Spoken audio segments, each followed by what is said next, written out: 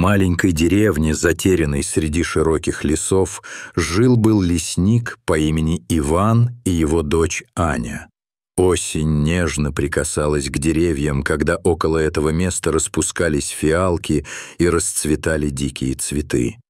Каждый новый день дарил новые приключения и загадки, а Аня, с раннего детства любившая природу, проводила время, исследуя лесные тропы, собирая цветы и наблюдая за животными. Ее крепкая связь с окружающим миром была чем-то удивительным и редким. Каждое утро, когда солнце начинало подниматься над горизонтом, девочка радостно выбегала на улицу, чтобы встретиться с новыми днями и их тайнами. Но вот однажды, когда она шла к знакомым зарослям и ждала, что может увидеть, ее взор привлек странный звук. Он доносился из темного и болота, и Аня, полная любопытства и опасения в то же время, направилась к звуку. Первоначально она подумала, что это, возможно, какой-то бедный зверек, попавший в бедственное положение. Подойдя ближе, Аня остановилась в ужасе. Она увидела собаку, борющуюся с болотом, который затягивал ее в свои трясины. Пес паниковал и, казалось, не знал, как вырваться на свободу. «Бедный щенок!» — вскрикнула она, и, забыв обо всем на свете, кинулась к нему наперекор страхам, которые из глубины души говорили не приближаться к болоту. Всех предупреждений отца, который много раз предостерегал ее об опасности такие места, не было на уме. В этот момент ее единственным желанием было спасти беззащитное существо. Аня знала, что спасение собаки потребует от нее смелости и силы. Она преодолела собственные страхи и опасения, приготовившись принять все риски. Вспомнив о том, как отец рассказывал о путях в таких местах, девочка нервно вздохнула, почти потеряв надежду на успех. Но в процессе она собрала свои мысли и начала делать шаги в сторону пса, понимая, что только так она сможет спасти его. Собака была в капкане, и ее лапа была вся в крови. Аня медленно подбиралась, искала, как бы освободить животное. Она внимательно оглядела местность и заметила упавшую ветку, а чуть дальше — старую доску. Из силы страха и отчаяния она плотно сжала кулаки и, выставив вперед, начала строить путь к собаке из того, что могла найти. Это стало непросто. Каждый шаг запускал волну трясины, и лишь острая решимость преодолевала все трудности. В конце концов, после долгих попыток и усилий, ей удалось добраться до собаки. Сердце Ани колотилось, дыхание перехватило, но она собрала все силы и с большой осторожностью, чтобы не отпугнуть животное, освободила лапу от жестокого зажима. Собака выдохнула, а когда она освободила лапу, пес больше не мог стоять на ногах. Аня, не колеблясь, взяла его на руки, вытянула из трясины, но в это время пес потерял сознание. В панике она прижала его к себе, стараясь сделать все возможное, чтобы спасти животное. Прислушиваясь к его сердцу, Аня была в ужасе. Она стала слышать слабый стук, знающий, что бездействовать нельзя. У нее появилась новая цель — помочь этому существу, которое так отчаянно смотрело на нее своими большими, полными страха глазами. Понимая, что надо действовать быстро, она решила спрятать собаку в заброшенном сарае неподалеку, где никто не мог бы ее увидеть. Девочка знала, что это рискованно, но времени медлить не было. Усталая, грязная и изможденная, она преодолела последние метры к сараю, прижимая собаку к своему телу и стараясь избежать встречи с отцом. Сердце ее сжималось от страха, ведь она не знала, что делать, если ее поймают. На следующий день отец, заметив ее грязную одежду и усталое выражение, спросил, где она была. Совершив страшное нарушение, Аня натянула на себя улыбку и соврала, что гонялась за бабочками. Стараясь быть убедительной, она внимательно наблюдала, как отец поднимает брови, не веря ей, но медленно уходит.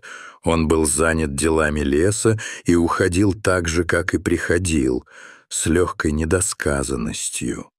Во время ночи Аня, полная беспокойства, снова вернулась к сараю. Собака ведала себя очень странно, но это было неудивительно с учетом страха, который она испытала. Аня знала, что должно быть проведено лечение, но это было не только физическое состояние, нужно было установить эмоциональную связь, чтобы вернуть питомца к жизни. На его месте вместо собаки она увидела несколько серых глаз. Это был волк, настороженный и иногда даже агрессивный. Но, глядя в его глаза, Аня и сама чуть не запаниковала, но в глубине ее души она чувствовала, между ними уже зародилась связь. Аня не инстинктивно отступила, ее сердце из сострадания сразу наполнилось решимостью. Она осторожно шествовала к волку, который, по-видимому, тоже искал поддержки. Но в это время в деревне началась новая волна слухов, и они дошли до Григория, соседа, который славился своим азартом в охоте на диких животных. Он начал активные поиски, рассуждая о том, что волки появляются в их краях, и жители начали паниковать. Вскоре Аня узнала, что Григорий собирает людей с оружием, планируя защищать деревню. Это привело к еще большему страху для нее, потому что теперь она знала, Серый находился в серьезной опасности от тех, кого она даже пока не могла заставить понять, что волк был на самом деле добрым существом. Аня заперла дверь сарая, стараясь защитить Серого от ярости человека. Каждый раз, когда она приходила к нему, он начинал доверять ей все больше. Но скрывать его становилось все труднее, и рано или поздно ей придется столкнуться с родителями. Отец тем временем заметил следы у сарая. Он знал, что за всем этим стоит нечто большее, и в это утро пришел к выводу, что его дочь скрывает волка и, вероятно, находилась в опасном окружении. Аресты и расставания избегались, но он взял ружье, зная, что все слишком запуталось. В один ужасный вечер случилось то, чего Аня так сильно боялась. Она и Серый находились в сарае, когда отец ворвался. Он был постановщиком, и его гнев был на пределе. «Какая это дикая собака!» — произнес он свирепо. Однако, лишь увидев, как Серый смотрит на Аню, отец остановился. В его глазах было подобие боли. Он не мог причинить вред своей дочери. Аня встала на защиту волка. Ее голос звучал четко. «Это моя ответственность. Я спасла его, и он мне не враг». За воротами шла паника. Сначала гнев, потом страх, и благодаря этому они все увидели темноту леса, где нельзя было убивать просто потому, что кто-то был в его пределах. Но после этого события Аня оказалась в ловушке. Ее отец деградировался в своей решимости, запирая ее и волка в сарае. Комната оставалась темной, лишь из времен крик волка слышался вдалеке, призывая жителей к действию. В это время дома разгорелся скандал, когда мать Ани пыталась выяснить, что произошло. В страхе ей казалось, что их дом теперь может быть целью насилия. Тем временем соседи начали распространять новость о волке, и деревня, изнеможенная страхом, впала в панику. Григорий и его друзья смогли собрать толпу, желающую расправы над волком. Сотни голосов звучали за дверями. Аня почувствовала необходимость помочь Серому. Ее новая дружба могла оказаться под угрозой. И когда волк издавал длинный низкий вой, который напоминал одинокий плач, это на самом деле отрезвило многих. В этом крике стало явным, что вокруг есть нечто большее. Тишина на мгновение окутала всех, и Ивана в конце концов призвали разойтись. Он попытался восстановить порядок, желая разъяснить людям, что волк не милое создание, а настоящая угроза. Когда толпа разгорелась, Аня не могла оставаться в сарае. Она отчаянно выбила дверь и бросилась к натиснутым на ее сердце людям. «Он не злой, и он не нападает, я знаю!» — кричала девочка, отстаивая свою точку зрения перед натиском толпы. С трудом она осознавала, что они становились свидетелями связанного доверия между ней и Серым. Она, наконец, остановилась, и разозленный Григорий попытался отвергнуть ее слова, но что-то поменялось. Это был не простой разговор, а столкновение настоящей правды. Аня вышла вперед, показывая капкан, в который попал волк, бросая его на землю перед толпой. «Вот доказательство!» Она смахнула слезы и смотрела, как злые глаза вздернулись с той же искренностью, с которой ее выдавливал страх. Весьма многие из толпы со смущением стали замечать очевидное — это орудие, не что-то живое. Это мировое ухо сделало их видимость, как если они соучастники. Прибыла Ольга с ветеринарной помощью в фургоне. Она помогла бы защитить волка от жестокости деревни. Более настороженные жители молчали, рассматривая глаза девочки и связанное с ней сердце на свете. Кто-то начал поднимать оружие. Была возможность, что нападут на всех. В тот момент, когда Ольга собралась действовать, она угрожала вызвать полицию. Тогда пришло время, и внезапно полиция тоже присутствовала. Ольга, человек с хорошей репутацией, привлекла внимание к присутствию, и толпа, неожиданно полная недовольства, начала разлазиться. Аня подтверждала, что капкан принадлежит Григорию. Разноречивый капитан потребовал у него объяснений, и Григорий, потерявший свою силу, вновь собрался, чтобы оправдаться, но это не имело значения. Его арестовали, и толпа, увидев это, проводила его с презрительными взглядами. Поля, казалось, оказались неопасными, но вопрос о Сером оставался открытым. Ольга обратилась к Ивану, увидав случай. Он и Аня давали настоятельной сторону их связи.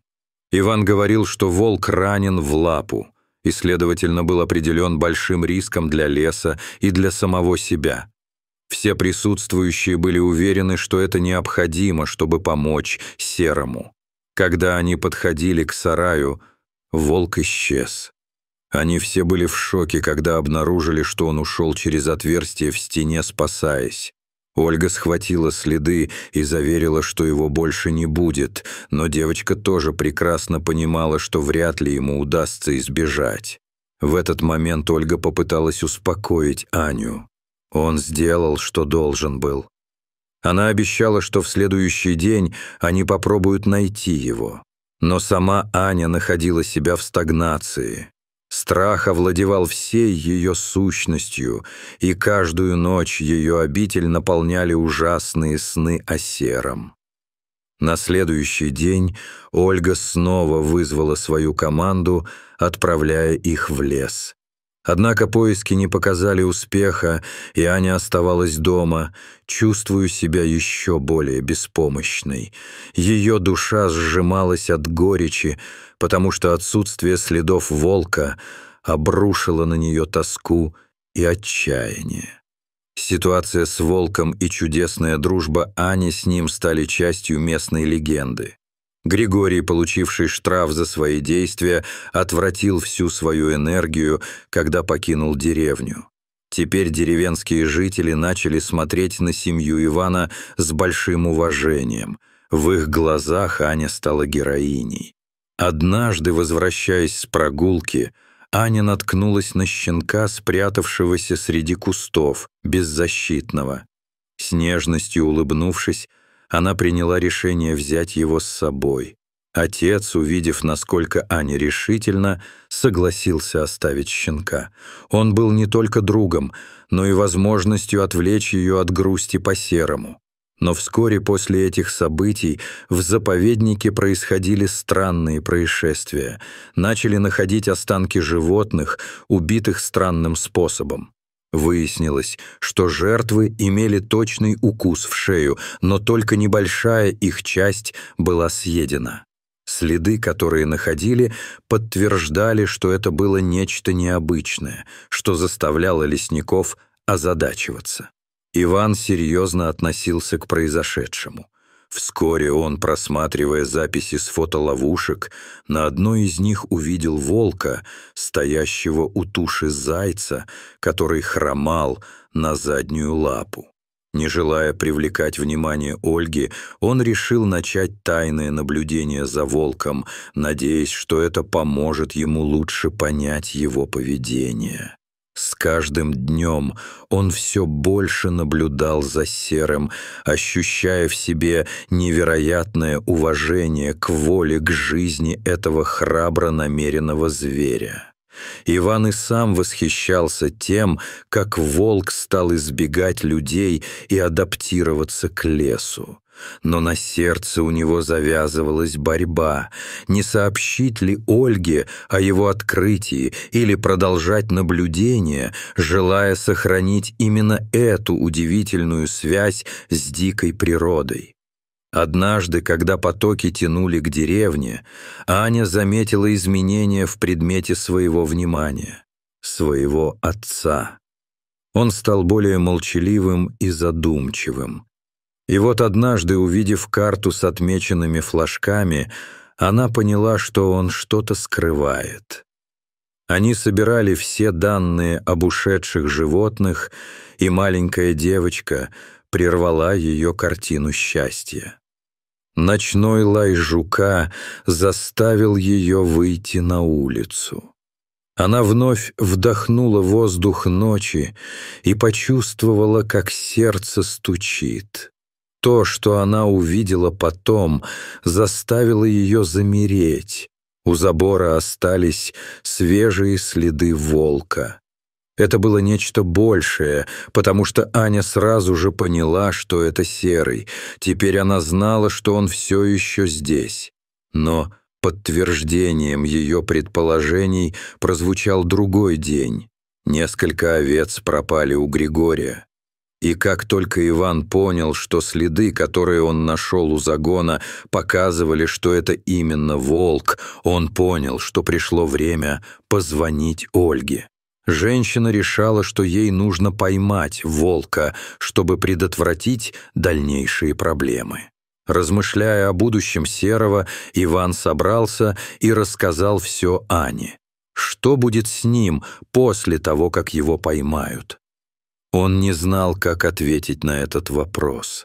Непонимание пронзило его, когда он сказал, что, возможно, его оставят в вольере навсегда. И вот в ту ночь Аня решила, что больше не может оставаться в бездействии.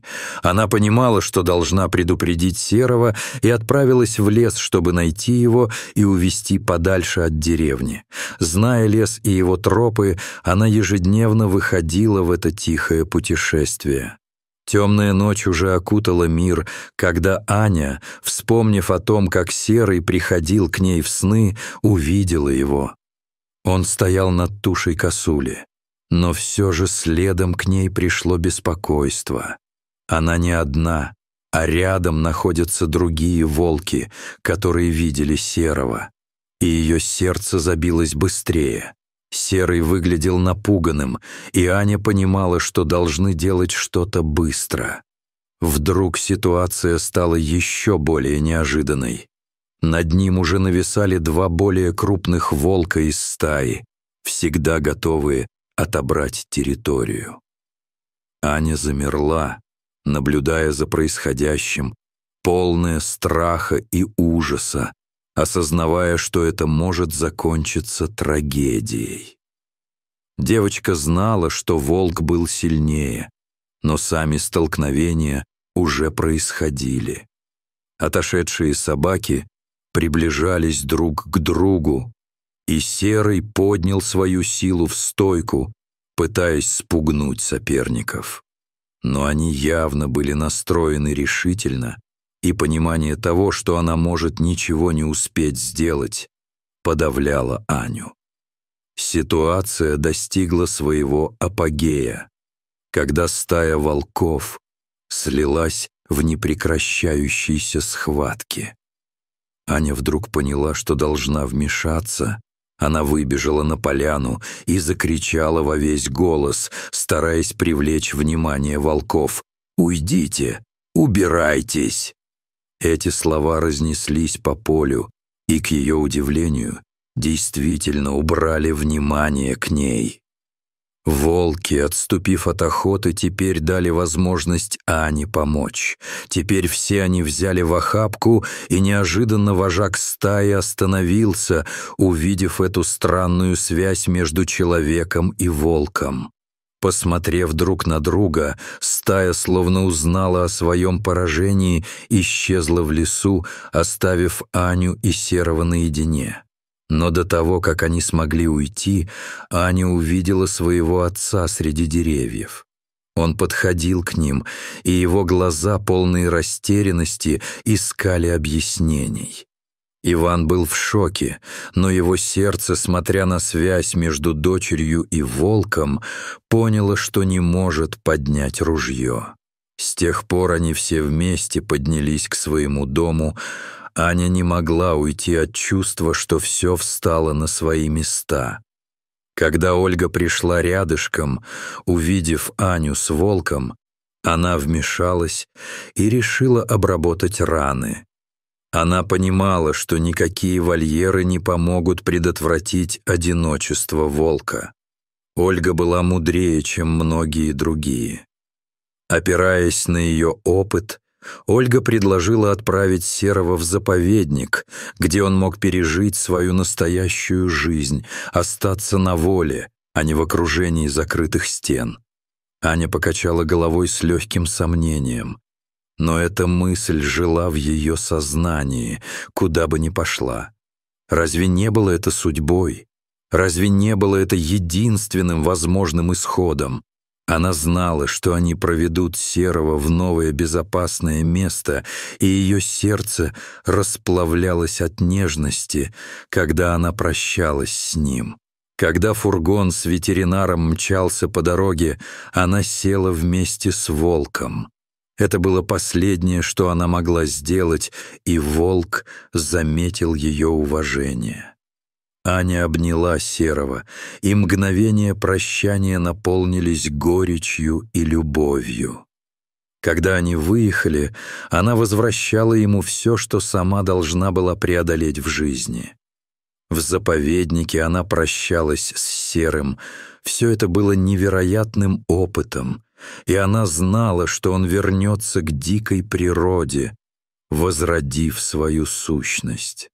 Он уходит и оставляет ее с надеждой, пока сердце продолжает биться. Глядя на него, она поняла, что настоящая сила — это в любви и возможности отпускать своенравное. Когда через год, переливаясь на свет, Аня, Иван и Ольга снова дождались, они встретили новую волчью стаю. Серый стал вожаком, обрел пару и создал стаю. Именно так, благодаря доброте и умению возродить самые лучшие качества каждого существа, Аня поняла, что настоящий мир — это не прочность и его непреложность, а его живое дыхание, которое всегда хранило ее в своих тенях. С каждым новым днем мир менялся. Все стало возможным, волки стали ближе к духам, и отныне они знали, как близость к человечеству не делает чудеса менее яркими, а лишь зажигает свет надежды.